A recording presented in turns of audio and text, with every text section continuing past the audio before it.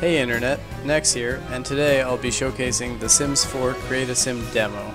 Now it came out 6 days ago, just recording it now, but I feel it's an awesome step towards the full release of the game, which is September 2nd, and I'd like to showcase what's in store for us with the full game.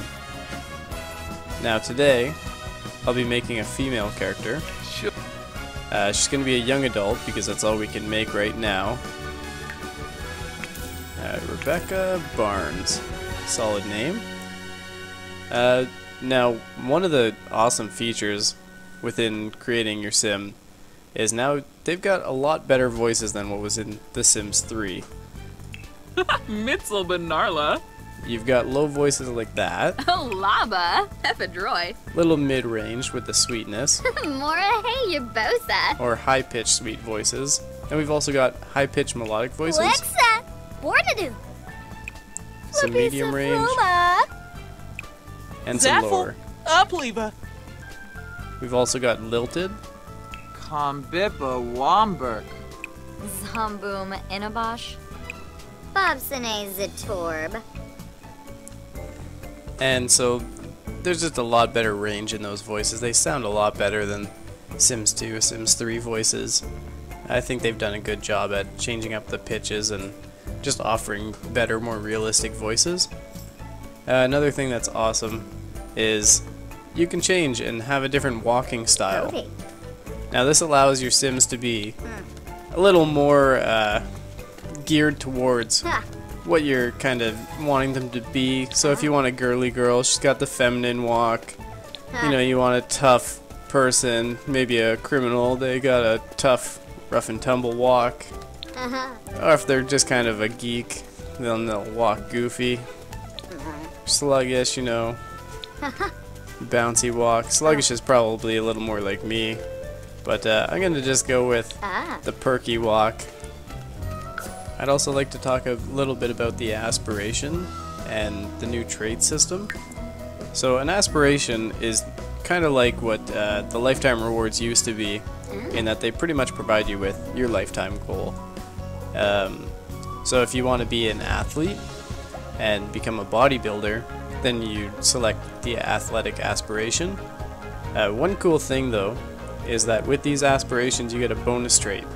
So that bonus trait is something that's geared towards your success in creating that lifetime dream, and pretty much just help you along the way, and they force you to pick a trait that you're going to like and that's going to help you along the way.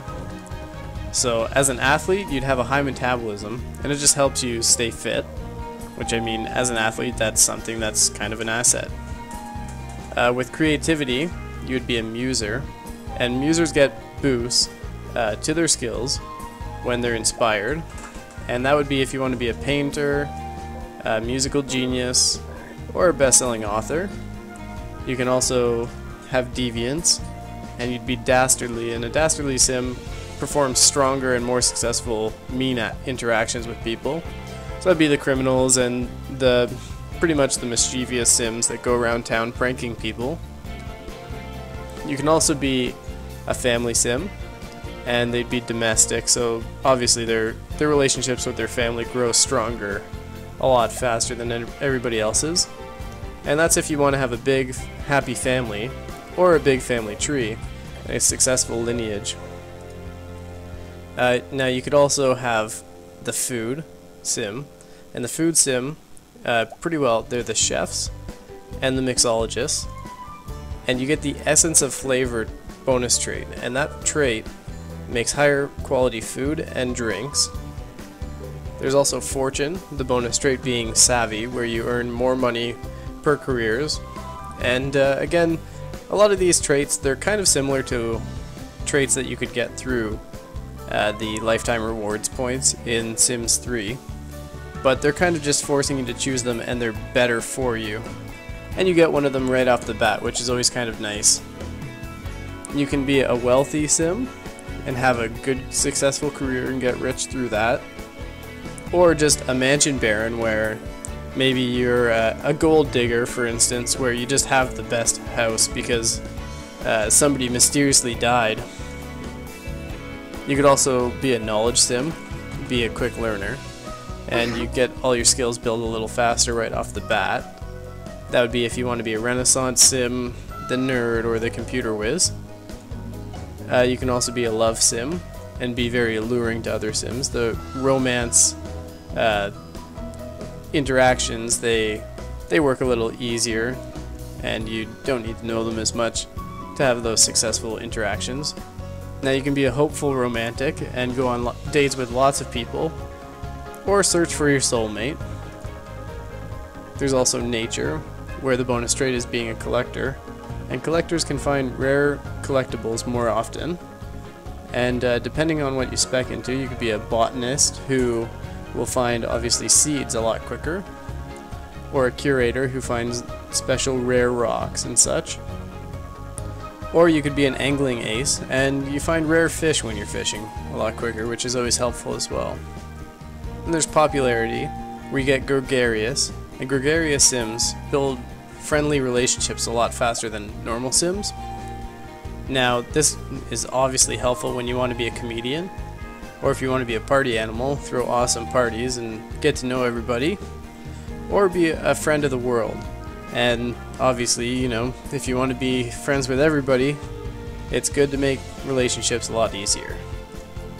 So we're going to go ahead and select, we'll make Rebecca a lover, and she's going to be a hopeful romantic. And now we'll go into the traits a little bit more. Now with the trait system, there are 4 sections just like in Sims 3, although they've changed the names of the headings a little. It's emotional, hobby, lifestyle, and social. Now these traits are pretty well similar to before, but there's a couple of new ones that are pretty interesting. So one of the new ones would be like a goofball, which is pretty well playful, like what they had in Sims 3, but I guess they just give it a new name. There's also self-assured, where you'd be confident, pretty well in the description if it's something that was different. It's kind of there just with a different name.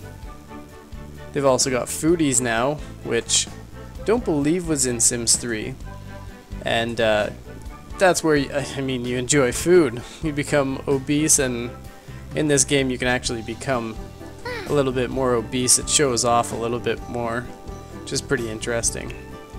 There's also lifestyle things like insane, which is always pretty fun. You know, you make an insane sim, you don't know what's gonna happen.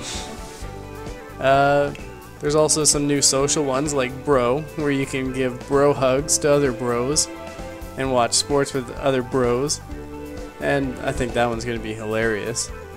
Other than that, there's not too much new other than like hates children, where you can become angry just being around children, or loner, where you get tense around strangers and you just don't need any social needs at all.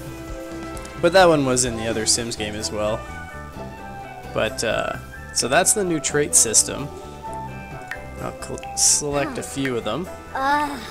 Make her a foodie, we'll make her creative, and we'll make her insane, just because insane's always good.